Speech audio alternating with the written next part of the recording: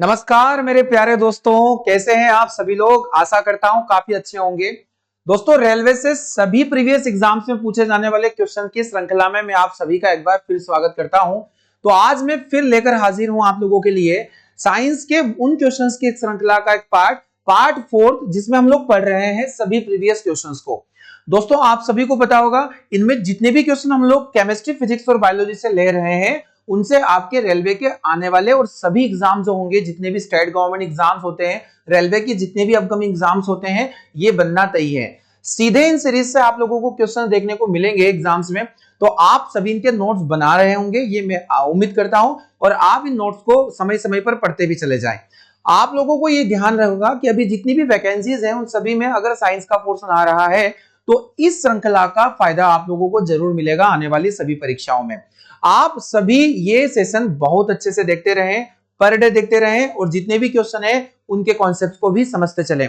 दोस्तों, आप सभी को पता होगा कि इस बार बहुत सारी वैकेंसीज है, और इन वैकेंसी में साइंस का कहीं ना कहीं रोल होगा, और आपको साइंस का जो डर है वो इस सेशन के द्वारा खत्म हो जाएगा पूर्णतः। आप लोगों का आज में जितने भी मिक्स क्वेश्चन है साइंस से पूछे जाने वाले, केमिस्ट्री, फिजिक्स और बायोलॉजी से, उनका आज मैं पार्ट फोर्थ लेकर आप लोगों के लिए आया हूं। और इस पार्ट फोर्थ में हम टॉप 20 क्वेश्चंस को एक बार फिर पढ़ने वाले हैं। दोस्तों, एक छोटा सा अपडेट है आप लोगों के लिए। हमारी संस्था से जो विगत परीक्षा हुई थी एसएससी जीडी, जिसमें जो चयनित विद्यार्थी है, आप लोग देख सकते हैं इनका डिटेल।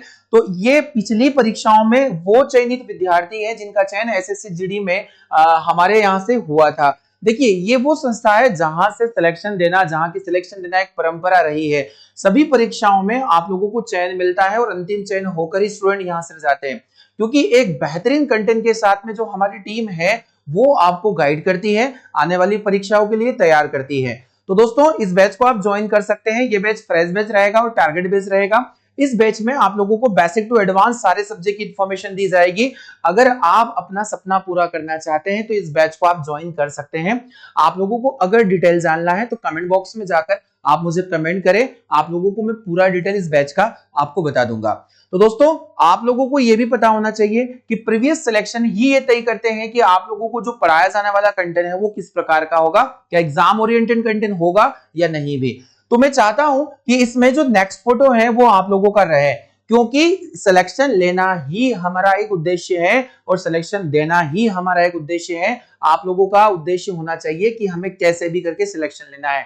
तो दोस्तों, इस श्रृंखला में आपका अगला नाम आने वाला है। तो चलिए, आज की इस टॉप 20 क्वेश्चन की श्रृंखला को सबसे पहले हम शुरू कर लेते हैं। पहले क्वेश्चन को हम लोग देखने वाले हैं। कॉपी और पेन आपके साथ होने चाहिए। आज का पहला क्वेश्चन है आपके सामने। पूछा गया है कि मेंढक के दांत होते हैं। बायोलॉजी से शुरुआत करते हैं इस सेशन की। प्रीवियस ईयर के क्वेश्चन है, सारे के सारे जो एग्जाम्स में पूछे जा चुके हैं। देखिए, मेंढक में दांत होते हैं। Frogs have teeth. किस प्रकार के दांत होते हैं आपको बताना है। अब दांतों से लेकर एक यूनिक क्वेश्चन है कि क्या इसके अंदर होमोडोंट होंगे दांत, थिकोडोंट होंगे या हेट्रोडोंट होंगे। तो आपको इस प्रकार की जानकारी यहां से मुझे देना है।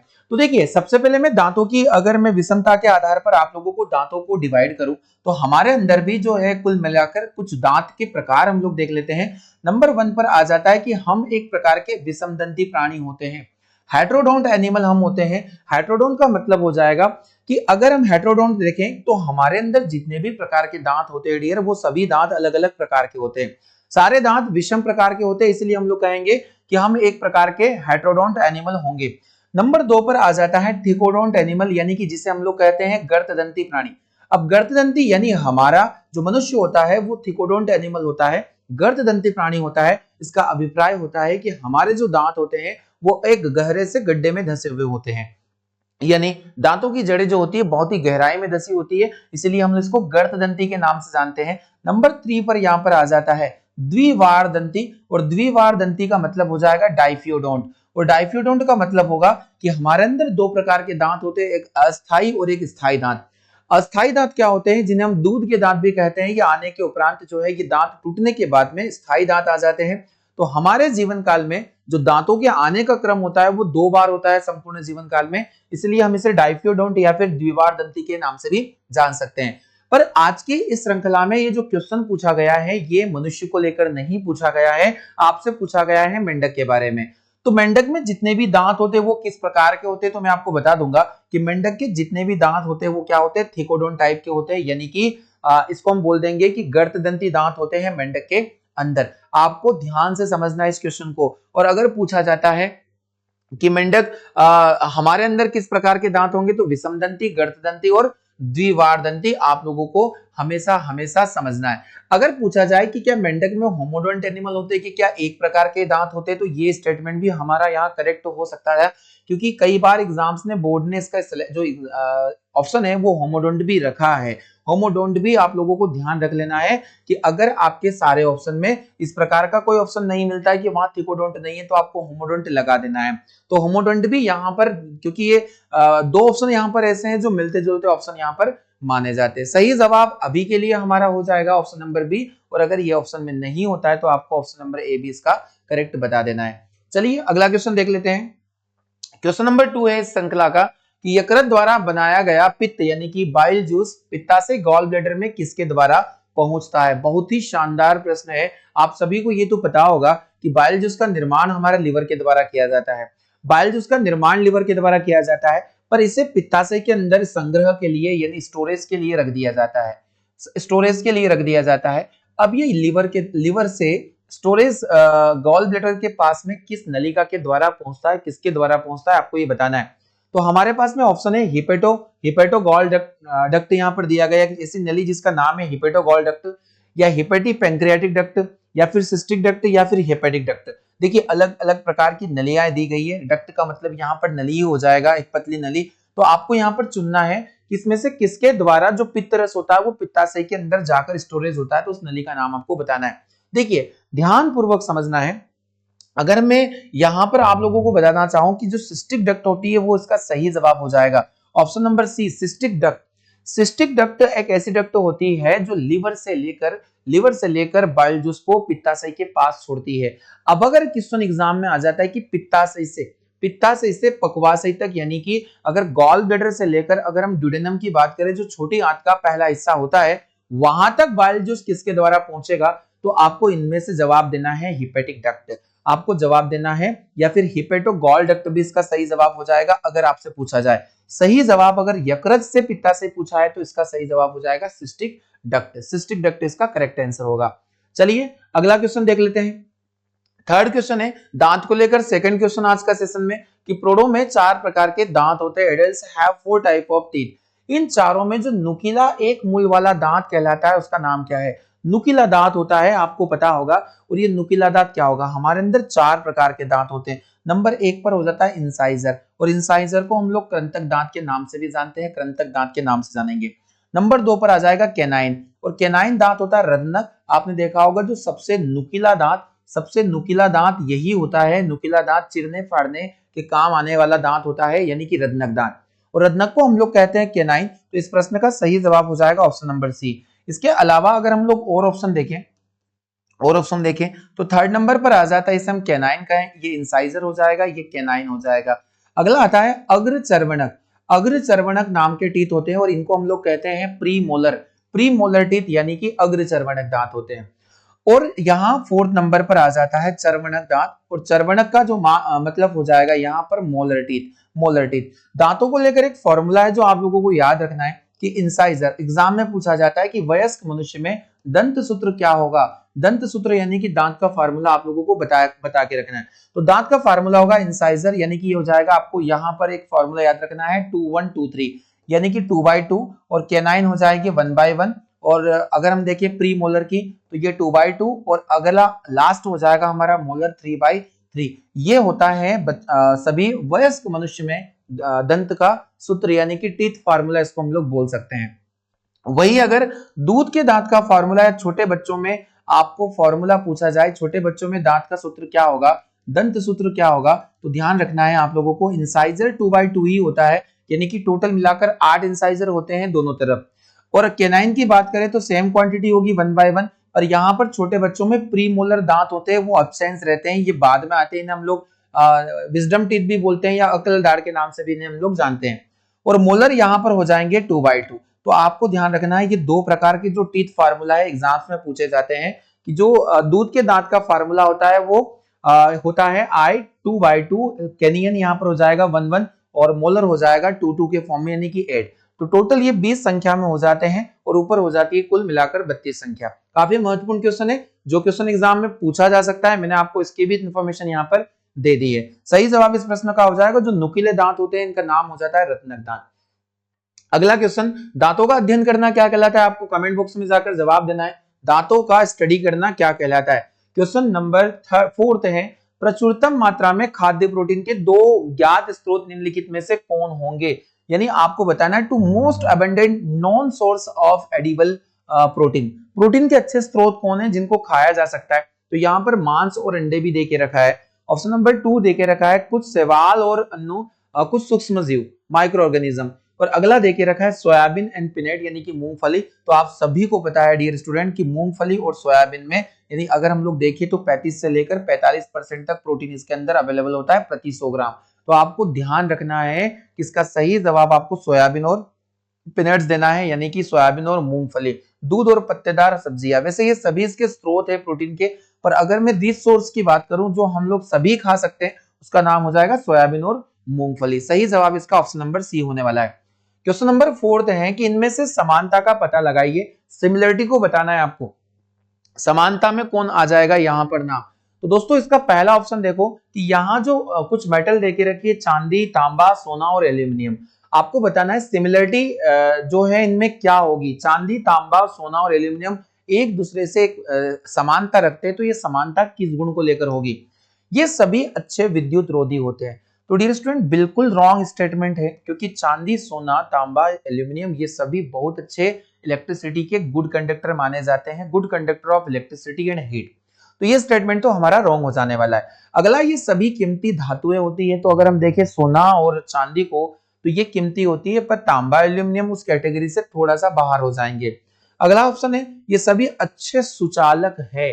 देखिए ये बिल्कुल सही स्टेटमेंट हो सकता है आपका कि जितने भी मेटल आपको देके रखी है ये सारी की सारी गुड कंडक्टिविटी रखती है, गुड कंडक्टेंस दिखाती है।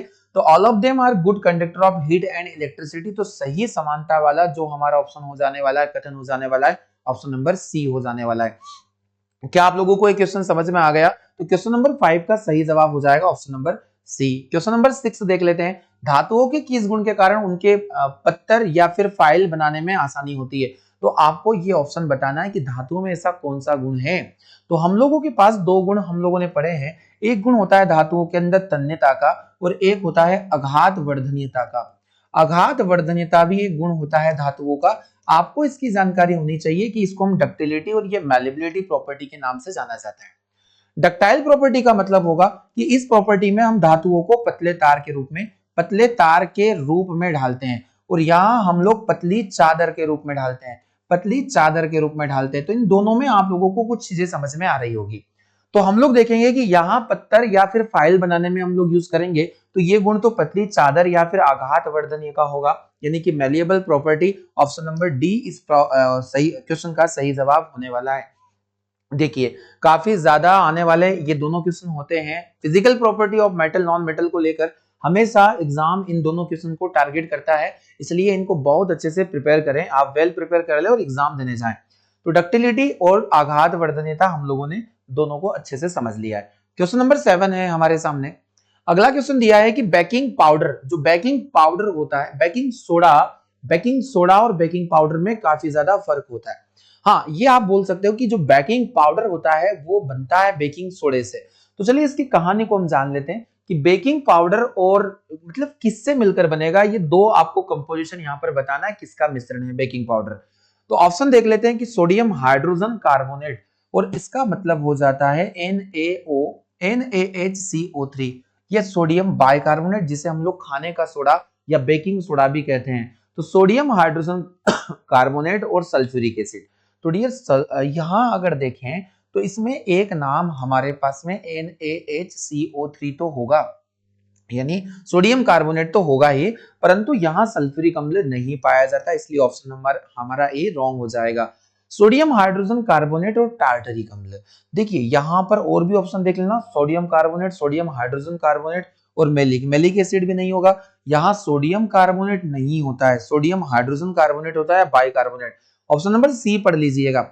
सोडियम हाइड्रोजन कार्बोनेट यानी सोडियम बाइकार्बोनेट और टार्टरिक एसिड। जब टार्टरिक एसिड मिला दिया जाता है बेकिंग सोडे में तो वह बेकिंग पाउडर का निर्माण करता है। और बेकिंग पाउडर का यूज क्या होगा, तो बेकरी उद्योग में हम पदार्थों को, जो खाद्य पदार्थ होते हैं, उन्हें स्पंजी और फुलावदार बनाने के लिए इसका उपयोग करते हैं ताकि वो स्पंजी बन जाए। सही जवाब हो जाएगा इसका टार्टरिक अम्ल और सोडियम बाइकार्बोनेट। क्वेश्चन 8 है कि इनमें से कौन सा एक ऊर्ध्वपातक पदार्थ नहीं है, आपको बताना है। Which one of the following is not a sublimable substance. आपको बताना है क्या सोडियम सल्फेट का सब्लिमेशन यानी ऐसी प्रक्रिया जिसमें ठोस सीधा गैस में कन्वर्ट हो जाता है। Solid directly converted into gases form, आपको बताना है, इसे हम सब्लिमेशन कहते हैं। तो क्या सोडियम सल्फेट के अंदर सब्लिमेशन की प्रोसेस पाई जाती है? अमोनियम क्लोराइड यानी कि NH4Cl, जिसे हम लोग नौसादार के नाम से भी जानते हैं, अमोनियम क्लोराइड। और दिया गया है कपूर और नेफ्थलीन। तो देखिए मैंने आप लोगों को प्रीवियस क्लासेस में ये बहुत अच्छे से पढ़ा दिया है। हमारे पास जो बी, सी और डी ऑप्शन दिए गए, अमोनियम क्लोराइड, कपूर और नेफ्थलीन, ये तीनों ऐसे सबस्टांस, ये कंपाउंड है जो अपने अंदर ऊर्ध्वपातन के गुण को रखते हैं। सब्लिमेशन प्रॉपर्टी इनके अंदर पाई जाती है, ये सब्लिमेबल मटेरियल माने जाएंगे। परंतु हम लोगों के पास जो पहला ऑप्शन देके रखा है सोडियम सल्फेट, तो सोडियम सल्फेट यहां बिल्कुल भी रॉन्ग आंसर हो जाएगा, बिल्कुल ही रॉन्ग आंसर हो जाएगा। सही जवाब हमारा हो जाएगा ऑप्शन नंबर ए। यह सोडियम सल्फेट ऊर्ध्वपातक पदार्थ नहीं है। तो सब्लिमेशन हर एग्जाम में टारगेट किया जाता है, एग्जाम्स के द्वारा, आपको ध्यान से समझना है। किसी तत्व की परमाणु संख्या निम्नलिखित संख्या के बराबर होती है, आपको बताना है किस संख्या के बराबर परमाणु संख्या को माना जाता है। तो एटॉमिक नंबर से, एटॉमिक अगर स्ट्रक्चर देखें तो परमाणु संरचना से क्वेश्चन और काफी शानदार है। देखिए अगर आप देखते हैं तो हाइड्रोजन 1, हीलियम 2, इस प्रकार से हम लोगों ने अलग अलग प्रकार के, जैसे नियोन का एटॉमिक नंबर हो जाता है 10, सोडियम 11 हो जाता है, वही कैल्शियम अगर हम देखें 20 हो जाता है। अलग अलग प्रकार के सबस्टांस होते हैं और उनके सबस्टांस के या एलिमेंट के एटॉमिक नंबर होते हैं। आपको ये जानकारी होनी चाहिए कि अगर मैं एटॉमिक नंबर की बात करूं तो एटॉमिक नंबर को Z से डिनोट किया जाता है, Z से रिप्रेजेंट किया जाता है। और अगर किसी तत्व का परमाणु संख्या निकालना हो, एटॉमिक नंबर निकालना हो, तो जितना उसके अंदर प्रोटॉन की संख्या होती है, नाभिक में प्रोटॉन होते हैं, जितना नाभिक में प्रोटॉन होते हैं उसी संख्या को उसकी परमाणु संख्या के नाम से जानते हैं। काफी शानदार टॉपिक है और एग्जाम में पूछा जाता है कि अगर किसी परमाणु की, अगर हम नंबर ऑफ प्रोटॉन निकाल लेते हैं न्यूक्लियस से, तो वो नंबर ऑफ प्रोटॉन ही उसका Z होगा, और Z हम बोलते हैं परमाणु संख्या को। तो जितना परमाणु संख्या यानी कि Z, उतना ही प्रोटॉन की संख्या। आपको जवाब देना है कि परमाणु संख्या निम्नलिखित में से किस संख्या के बराबर होती है, तो यह संख्या के बराबर होती है नाभिक के प्रोटॉन के बराबर, यानी कि ऑप्शन नंबर बी इस प्रश्न का बिल्कुल सही जवाब हो जाना है, प्रोटॉन्स ऑफ द न्यूक्लियस। तो डियर स्टूडेंट, आपको समझ में आना चाहिए। अगर मैं Z की बात करता हूं तो Z बराबर P बराबर E होता है, यानी कि जितना Z, जितना परमाणु क्रमांक, उतना ही प्रोटॉन की संख्या और उतने ही उसके अंदर क्या होते हैं, इलेक्ट्रॉन होते हैं। वही अगर मैं एटॉमिक मास की बात करूं, परमाणु भार की, तो अगर हम प्रोटॉन के अंदर न्यूट्रॉन की संख्या को जोड़ दें, नाभिक में उपस्थित प्रोटॉन और न्यूट्रॉन की संख्या का जो योग होता है, उसी योग को हम लोग क्या कहेंगे, परमाणु भार के नाम से जानते हैं, जिसे ए से प्रदर्शित किया जाता है। क्या आप लोगों को ये क्वेश्चन समझ में आ गया है? चलिए दोस्तों, अगर सेशन को लाइक नहीं किया है, लाइक जरूर करें और ज्यादा से ज्यादा दोस्तों के साथ भी शेयर करें। यह बात आपको डेली नहीं बोली जाएगी, आपका इतना फर्ज बनता है। अगला क्वेश्चन आप सभी के सामने देख लेते हैं जल्दी से। पूछा गया कि भारी जल में इन हैवी वाटर क्या होता है। आपको बताना है भारी जल होता क्या है डियर, आपको बता देना है। तो सबसे पहले इसके कॉन्सेप्ट को समझ लो। हमारे पास में इसका जो हमारे पास का फॉर्मूला निकल कर आएगा, वो निकल कर आएगा D2O। D2O क्या है? तो D2O को हम ड्यूटेरियम ऑक्साइड के नाम से जानते हैं, ड्यूटेरियम ऑक्साइड के नाम से जानते हैं। और ये ड्यूटेरियम ऑक्साइड क्या है? तो यह हाइड्रोजन का दूसरा वाला समस्थानिक जो ड्यूटेरियम होता है, वही क्या करता है, पानी के एक हाइड्रोजन को रिप्लेस करके D2O बना लेता है।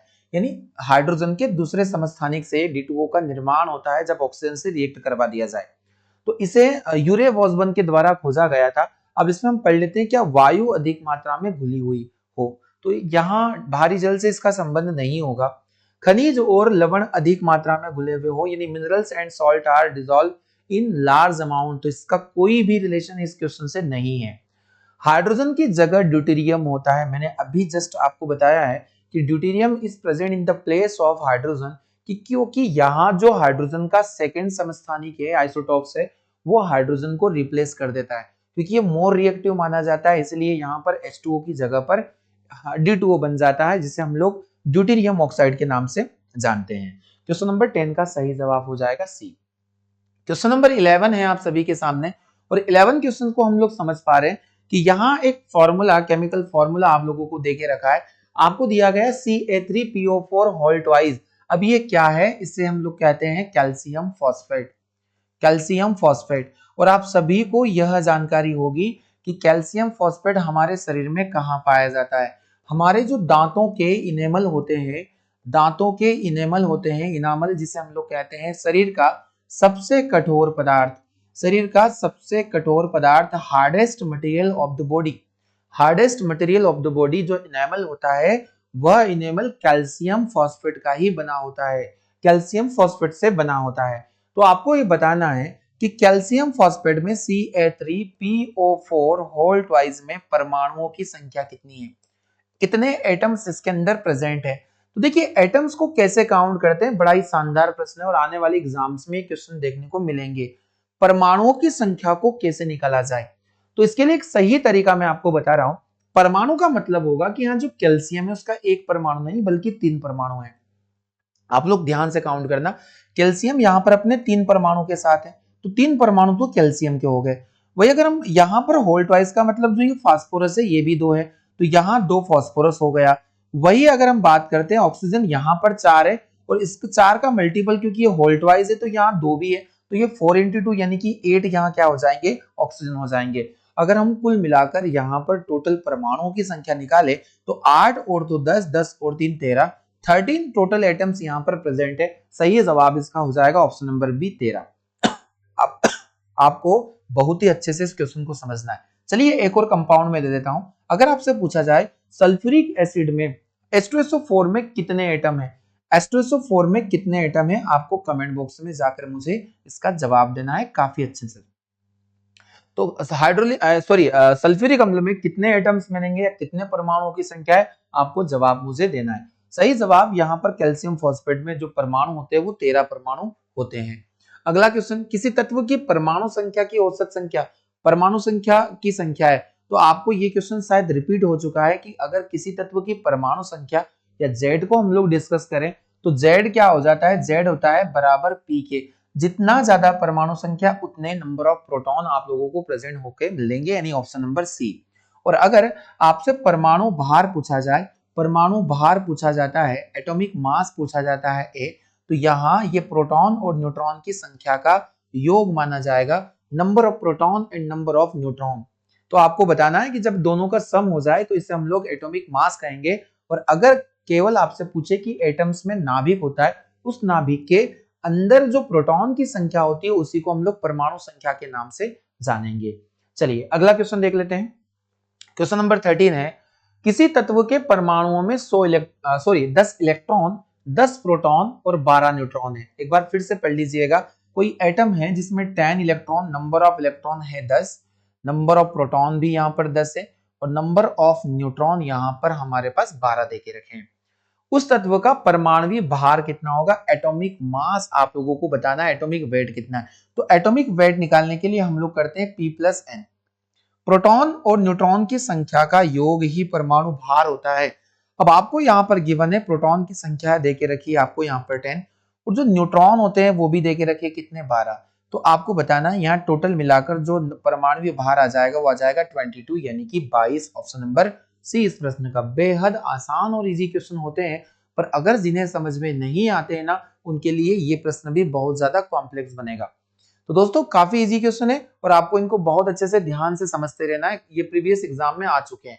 देखिए एटॉमिक स्ट्रक्चर से एक क्वेश्चन और आया है कि परमाणु संख्या Z, द्रव्यमान संख्या A के एक परमाणु में इलेक्ट्रॉन की संख्या कितनी होती है।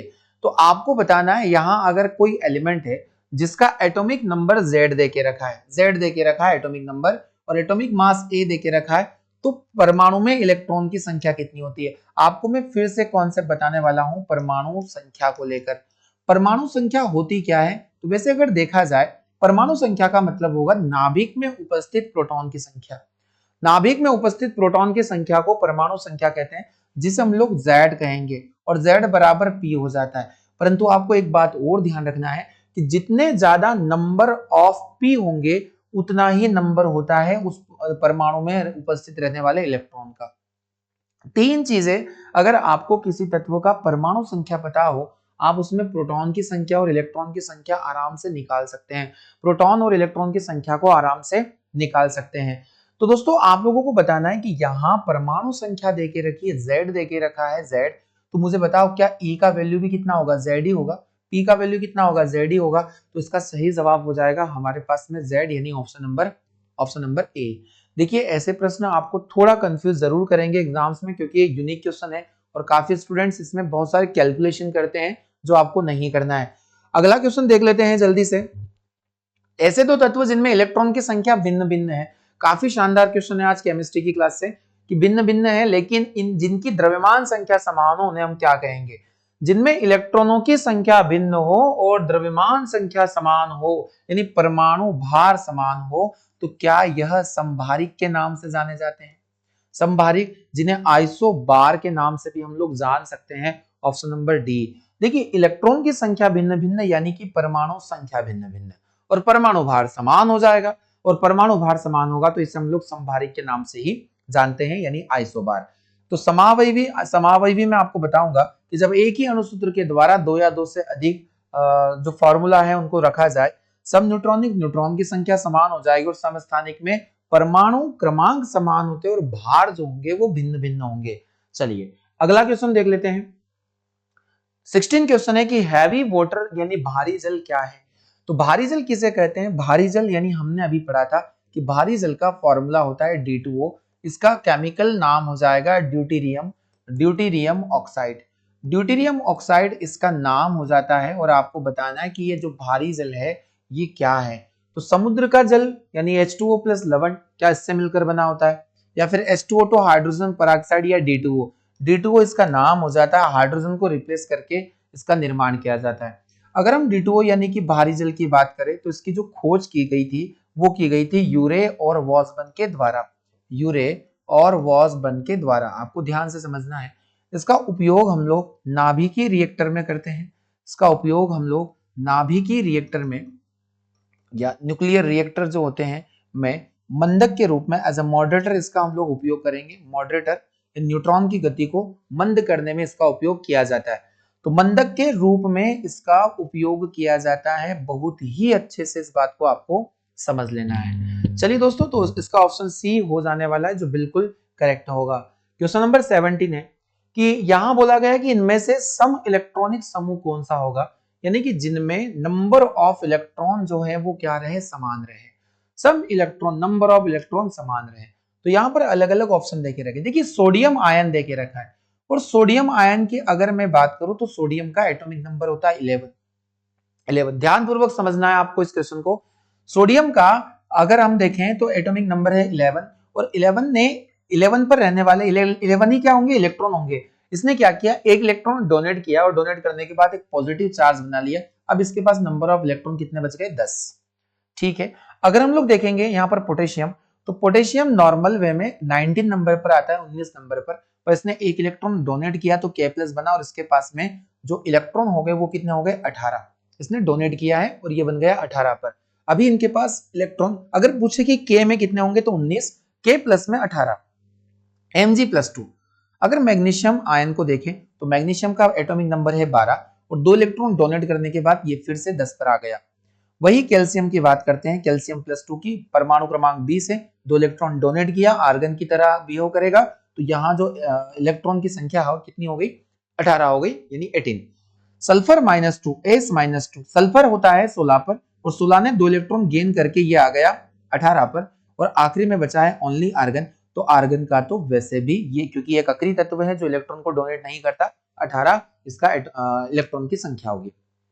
अब आपको बताना है यहां कौन सम इलेक्ट्रॉनिक समूह है। तो सम इलेक्ट्रॉनिक समूह की अगर हम बात करें, सोडियम और मैग्नीशियम। सोडियम भी यहां पर सही है, क्योंकि सोडियम के पास भी 10 इलेक्ट्रॉन है, मैग्नीशियम के पास भी 10 इलेक्ट्रॉन है। और अगर ऑप्शन नंबर सी देखें तो यहां पर दिया गया K प्लस यानी 18 इलेक्ट्रॉन 18 इलेक्ट्रॉन 18 इलेक्ट्रॉन 18 इलेक्ट्रॉन, दोनों स्टेटमेंट हमारे लिए सही होंगे।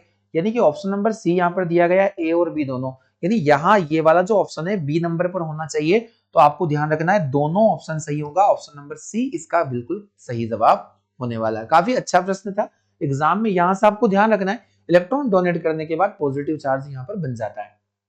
चलिए अगला क्वेश्चन देखिएगा, मोमेंटम ऑफ एन ऑब्जेक्ट यानी किसी वस्तु का जो संवेग होता है वो किस बात पर निर्भर करता है, आपको बताना है। देखिए मोमेंटम यानी कि जो संवेग है, अगर आपको इसका फॉर्मूला पता है कि संवेग होता है द्रव्यमान, किसी वस्तु के द्रव्यमान में उसके वेग से गुणा करके, यानी P is equal to M into V इसका फॉर्मूला हो जाता है। देखा जाए फिजिक्स का काफी शानदार प्रश्न है। तो संवेग, किसी भी वस्तु का संवेग किन दो बातों पर निर्भर करता है, ये डायरेक्टली प्रोपोर्शनल होगा मास और वेलोसिटी के, यानी कि द्रव्यमान और वेग पर।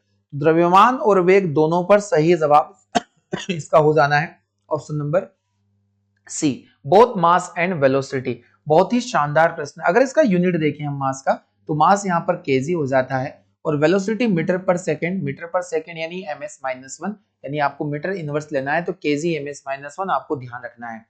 किलोग्राम मीटर पर सेकंड आपको आप बिल्कुल सही जवाब हो जाएगा। क्वेश्चन नंबर 19 को देख लेते हैं, इनमें से किसमें नॉट का उपयोग किया जाता है, नॉट किसकी इकाई है। मैंने आपसे पहले भी ये प्रश्न पूछ चुका हूं मैं, और आज फिर ये प्रश्न एग्जाम में आ चुका है। नॉट किसकी इकाई है, नॉट क्या है। तो नॉट को समझने के पहले आपको सबसे पहले समझना पड़ेगा नॉटिकल मील को। अगर हम लोग एक नॉटिकल मील की बात करें तो जो नॉटिकल मील होती है यह 1852 मीटर इसका वैल्यू होता है, और अगर किलोमीटर में देखें तो 1.852 किलोमीटर इसकी डिस्टेंस होती है।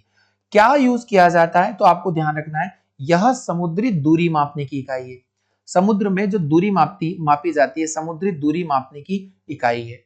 अगर हम लोग नोट की बात करें तो ये नोट क्या है डियर, तो यह भी समुद्र से संबंधित है। यहाँ क्या हो रहा है, समुद्र के अंदर जितने भी जहाज होते हैं तो जहाजों की गति का अनुमान लगाना, जहाजों की गति किससे मापी जाती है, तो नॉट से मापी जाती है। सही जवाब हो जाएगा इस प्रश्न का नॉट, यानी कि जहाजों की गति। तो यहाँ जहाज देके नहीं रखा है, स्पीड आपको बताना है, ऑप्शन नंबर सी गति। गति से संबंधित यह इंस्ट्रूमेंट होता है। चलिए अगला क्वेश्चन जल्दी से, बादलों की दिशा एवं गति को मापने वाला यंत्र क्या होता है। देखिए इंस्ट्रूमेंटल क्वेश्चन है और एग्जाम में हमेशा आते हैं। The instrument that measure the direction of speed is of cloud is called, किस नाम से जानेंगे। तो हम सभी इंस्ट्रूमेंट को वन बाय वन करके देख लेते हैं। एनीमोमीटर से क्या मापा जाता है, तो एनीमोमीटर से वायु की गति और दिशा को मापा जाता है।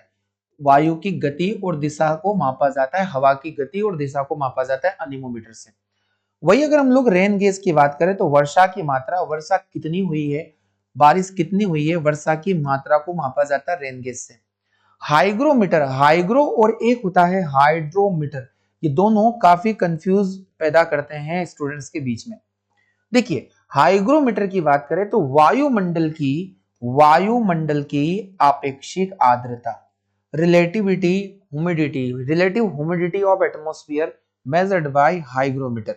वायुमंडल की आपेक्षिक आर्द्रता, वायुमंडल की आपेक्षिक आर्द्रता मापी जाती है।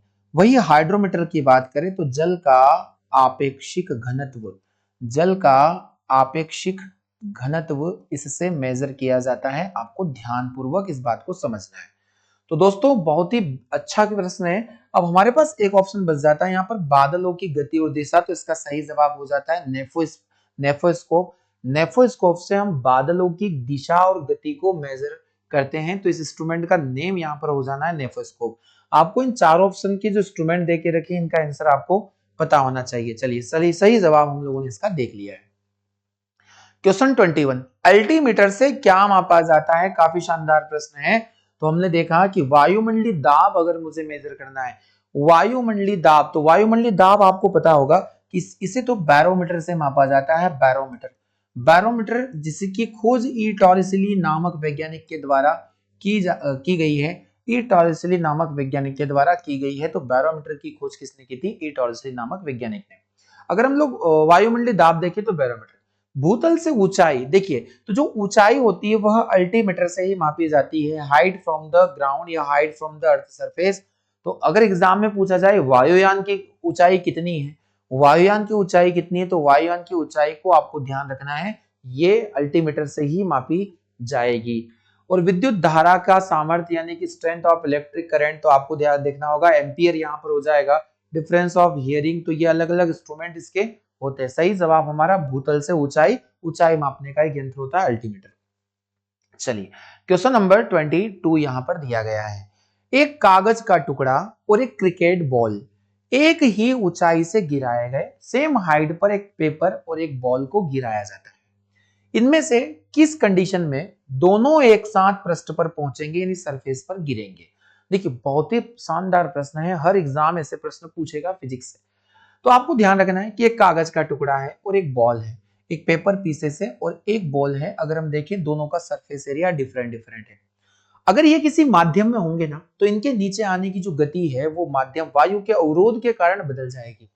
अगर आपने वायुमंडल में किसी ज्यादा सरफेस वाली एरिया की वस्तु को हम लोगों ने अगर नीचे फेंका है, तो हवा के द्वारा उसका जो प्रतिरोध होता है वो बढ़ जाता है, एयर उसको रोकती है और उसकी जो गति है वो नीचे आने की कम हो जाती है। जैसे पेपर तो ऐसे लहराकर नीचे आएगा क्योंकि यहाँ वायुमंडल है। परंतु इन्हें किस कंडीशन में रखा जाए कि ये दोनों सेम टाइम पर अर्थ सरफेस पर पहुंचे या किसी भी पृष्ठ पर पहुंचे, तो उनका आयतन बराबर हो, अगर वॉल्यूम बराबर हो या फिर घनत्व बराबर हो या द्रव्यमान हो। डियर स्टूडेंट्स, का एक ही करेक्ट आंसर है और आपको ध्यान रखना है कि अगर ये दोनों ऑब्जेक्ट वैक्यूम से गिराए जाए, यानी कि निर्वात में ही ऐसा संभव है। निर्वात की स्थिति जहां पर वायुमंडल नहीं होता है, जिसे हम लोग वैक्यूम के नाम से भी जानते हैं, तो ध्यान से समझना है कि अगर इनको ड्रॉप करेंगे हम लोग वैक्यूम से, तो ये अलग अलग सरफेस एरिया की ऑब्जेक्ट होने के बाद भी पृष्ठ पर या सरफेस पर ये एक साथ पहुंचेगी। पर ये कंडीशन केवल कहां बन सकती है, तो ये बन सकती है केवल निर्वात में। दोस्तों बहुत ही अच्छा प्रश्न था, आपको ऐसे प्रश्नों पर बहुत अच्छे से फोकस करना है। क्वेश्चन 23 पूछा गया कि एक ट्रेन जैसे ही चलना प्रारंभ करती है, उसमें बैठे हुए यात्री का सिर पीछे की ओर झुक जाता है, इसका कारण क्या है। अगर फिजिक्स में आपने न्यूटन्स लॉ पढ़े, 3 नियम है। पहला नियम हमारा कहता है न्यूटन का, और ये बोला जाता है कि अगर कोई वस्तु रुकी हुई है वो रुकी हुई रहती है, और अगर कोई गतिमान है तो वह गतिमान रहेगी। कब तक? जब तक उस पर कोई एक्सटर्नल फोर्स अप्लाई ना कर दिया जाए, कोई बाहरी बल ना लगा दिया जाए। और पहले नियम से अगर हम बात करें न्यूटन के नियम की, तो न्यूटन के जो नियम होते हैं इसकी विवेचना किस बुक में की गई थी, तो आपको ध्यान रखना है, एक बुक का नाम है प्रिंसिपिया। न्यूटन की अपनी पुस्तक है प्रिंसिपिया। इस पुस्तक के अंदर न्यूटन के नियमों की विवेचना की गई है न्यूटन के द्वारा। पहला नियम है कि यहाँ पहले नियम को हम लोग किस नाम से जानते हैं? जड़त्व का नियम। जड़त्व का नियम यानी कि लॉ ऑफ इनर्शिया भी इसे कहा जाता है। दूसरा, इसी को हम लोग कहते हैं, इसी को गैलीलियो का नियम भी इसे कहा जाता है। गैलीलियो का नियम किसे कहा जाता है? तो पहले ही नियम को गैलीलियो का नियम भी कहते हैं। और आपको एक बात और यहां से ध्यान से समझना है कि बल की परिभाषा हमें इसी नियम से प्राप्त होती है। तो बल की परिभाषा किस नियम से प्राप्त हुई? पहले नियम से। ध्यान से समझना है, इनर्शिया ये बोलता है कि वस्तु जिस कंडीशन में होती है उसी कंडीशन में रहना चाहती है। अगर हम उसकी उस पोजीशन को बदलना चाहें, तो वह वस्तु उस पोजीशन को बदलने के विपरीत एक विशेष प्रकार का बल आरोपित करती है, और यह बल उस वस्तु के द्रव्यमान के सीधानुपात में होता है, और इसे ही हम लोग जड़त्व के नाम से जानते हैं। जड़त्व वस्तु की एक प्रकार की जिद होती है जिसमें वो रहना चाहती है हमेशा हमेशा। जितनी ज्यादा द्रव्यमान की वस्तु होगी उसका जड़त्व उतना अधिक होगा। तो अगर आप बस में बैठे थे और अगर बस ड्राइवर ने अचानक बस को आगे धक्का दिया, तो आपका शरीर चाहता है कि मैं उसी पोजीशन में रहूं, इसलिए कुछ समय ऊपरी भाग जो बस के संपर्क में नहीं था वह पीछे की ओर धक्का लगता है। जैसे चलते हुए अगर अचानक ब्रेक लगा दिया जाए तो यात्री आगे की तरफ चले जाते हैं। इसका मतलब है कि हमारा शरीर अभी किस जड़त्व में था? गति के जड़त्व में, यानी इनर्शिया ऑफ मोशन।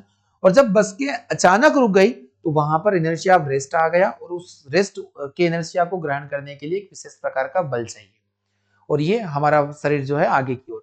तो यहाँ जो आपको ध्यान रखना है कि पीछे की ओर सिर हो जाता है, तो इसका प्रमुख कारण क्या होगा?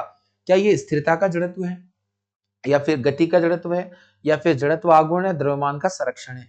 तो मास कंजर्वेशन थ्योरी तो यहाँ पर नहीं होगा। आपको ध्यान से समझना है कि ये स्थिरता के जड़त्व में थी, यानी कि एक ट्रेन जैसे ही चलना प्रारंभ करती है उसमें बैठे हुए यात्री को, क्योंकि वह बैठा हुआ था उस वक्त रुकी हुई थी ट्रेन, तो उस वक्त वो स्थिरता के जड़त्व में था और वो उसी को पाना चाहती है, इनर्शिया ऑफ रेस्ट। बहुत ही शानदार प्रश्न था, एग्जाम में पूछा जा सकता है। क्वेश्चन है हमारे सामने, अगला क्वेश्चन है 24 क्वेश्चन है 24। एक मकान की छत से भूमि की ओर एक पत्थर गिराया जाता है, उस पत्थर की गतिज ऊर्जा काइनेटिक एनर्जी सबसे अधिकतम कहां होगी, आपको बताना है। तो ये यहाँ पर क्वेश्चन है कि stone is dropped from the roof of the house toward the ground, when will the kinetic energy of that stone be maximum. Maximum kinetic energy इसकी कब होती है। तो दोस्तों मान लीजिए ये है अर्थ सरफेस, हमने इस पत्थर को इस छत से यहां से गिराया, तो धीरे धीरे हर एक सेकंड प्रति सेकंड जो काइनेटिक एनर्जी होती है वो बढ़ती है, क्योंकि पृथ्वी की सतह पर जी का वैल्यू बढ़ता है और जी बढ़ेगा तो इसकी गति भी बढ़ेगी। पर इसकी गति अधिकतम कहां होती है तो मैं आपको बताऊंगा। ये वस्तु जैसे ही इस पृथ्वी की सतह पर गिरी तो इसका वेलोसिटी 0 हो जाएगा, क्योंकि उसके बाद ये गति करना बंद कर देगी। गिरने के पहले की कंडीशन एग्जाम में आती है कि जैसे ही ये वस्तु पृथ्वी पर गिरने वाली होती है उसके जस्ट पहले अधिकतम या मैक्सिमम वेलोसिटी के साथ ये वस्तु चलती है। तो आपके ऑप्शन यहां पर देख लेते हैं, उसे गिराने के तुरंत बाद वेलोसिटी 0 हो जाएगी, वस्तु रुक जाएगी। उससे आधी दूरी तक पहुंचने के बाद क्या हाफ डिस्टेंस ट्रेवल करेगा, नहीं। भूमि पर पहुंचने के ठीक पहले, देखिए ऐसी कंडीशन पूछी जाती है ऑप्शन नंबर सी, यानी कि just before reaching the ground, भूमि पर पहुंचने वाली होती है उसके ठीक पहले इसकी जो गति है वो हम मैक्सिमम मानी जाएगी। या भूमि पर पहुंचने के बाद तो वहां तो जीरो वेलोसिटी के साथ में गिरेगा। दोस्तों आज के टॉप 20 क्वेश्चन की श्रृंखला का अंतिम प्रश्न आप सभी के सामने आ रहा है, क्वेश्चन नंबर 25। बहुत ही अच्छे प्रश्नों की श्रृंखला, बहुत ही मेहनत लगती है डियर इन क्वेश्चंस को आपके पास पहुंचाने में। तो आपसे हमारी केवल एक ही रिक्वेस्ट है, ज्यादा से ज्यादा सेशन को लाइक करना है, दोस्तों को शेयर भी करना है, सभी को ये आप लोगों को मिलकर करना है ये काम। अगला आखिरी क्वेश्चन है जो काफी महत्वपूर्ण भी है, मोस्ट इंपोर्टेंट क्वेश्चन माना जाएगा कि रॉकेट निम्नलिखित में से किस सिद्धांत पर कार्य करता है, आपको बताना है। तो पहला सिद्धांत है द्रव्यमान संरक्षण, ऊर्जा संरक्षण, संवेग संरक्षण या जड़त्व संरक्षण। न्यूटन का जो तीसरा नियम होता है, न्यूटन का तीसरा नियम यानी कि थर्ड लॉ, और थर्ड लॉ बोलता है क्रिया प्रतिक्रिया का नियम, एक्शन रिएक्शन फोर्स। बोला जाता है कि every action has equal and opposite reaction, प्रत्येक प्रतिक्रिया के विपरीत प्रतिक्रिया होती है। जैसे अगर हम लोग किनारे पर हैं, नाव में बैठे हुए हैं, और नाव से जब किनारे पर हम जंप करते तो नाव को पीछे की ओर धक्का लगता है, नाव और हम आगे की तरफ चले जाते हैं। बंदूक से गोली दागने पर गोली आगे की तरफ और बंदूक हमें पीछे की ओर झटका देती है, धक्का देती है। ये सब क्रिया प्रतिक्रिया के नियम होते हैं। सही जवाब इस प्रश्न का हम लोग देखेंगे तो न्यूटन के तीसरे नियम से आपको ध्यान रखना है संवेग संरक्षण। संवेग संरक्षण, और संवेग संरक्षण यहां पर हो जाएगा मोमेंटम कंजर्वेशन थ्योरी। सभी न्यूटन का तीसरा नियम मोमेंटम कंजर्वेशन थ्योरी को ही दिखाएगा, यानी conservation of momentum. Most important की कैटेगरी का क्वेश्चन ये माना जाएगा। अभी न्यूटन से लेकर आगे भी एग्जाम में अगले सेशन में भी मैं बहुत सारे प्रश्नों को लेने वाला हूं, तो पूरे के पूरे टॉपिक आप लोगों के इस सेशन में कवर हो रहे हैं। बेहद अच्छे से आपका रिवीजन हो रहा है, इससे बेहतरीन शानदार रिवीजन आपको कहीं भी देखने को नहीं मिलेगा। टॉपिक वाइज क्वेश्चन को मैं लेकर आ रहा हूं। तो दोस्तों कमेंट जरूर करें कि सेशन कैसा लग रहा है। शायद आप भूल जाते हैं प्रतिदिन मुझे, मैं आपको ये बात बोलता हूं, आपको जरूर ये कमेंट करना है थोड़ा सा समय निकाल कर कि आपको ये सेशन कैसा लग रहा है। तो दोस्तों आज के सेशन में हम लोग इतना ही पढ़ते हैं, मिलते हैं हम लोग अगले सेशन में। अगला रहेगा हमारा पार्ट 5। आप सभी अपना ख्याल रखें और अपनी बहुत अच्छे से पढ़ाई चलने दें, क्योंकि भूलिएगा नहीं, इस बार हमें हमारा लक्ष्य हासिल करना है। तो आप सभी का बहुत बहुत धन्यवाद।